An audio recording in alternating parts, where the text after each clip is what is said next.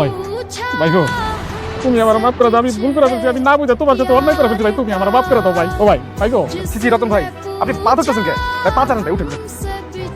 মানে মানে তোমার তো আমি বাকি নিয়েছিলাম না, এই যে এটা হলো গিয়া এই যে বাকি টাকা। হ্যাঁ, আর যে মাল তোমার নষ্ট করছিলাম তার জরিমানা এই যে।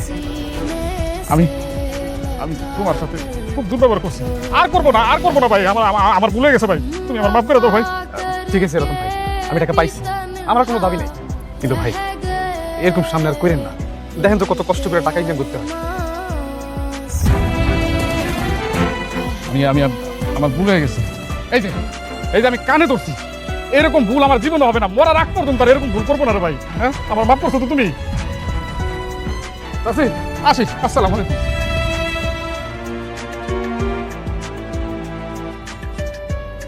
কি রে ভাইয়া?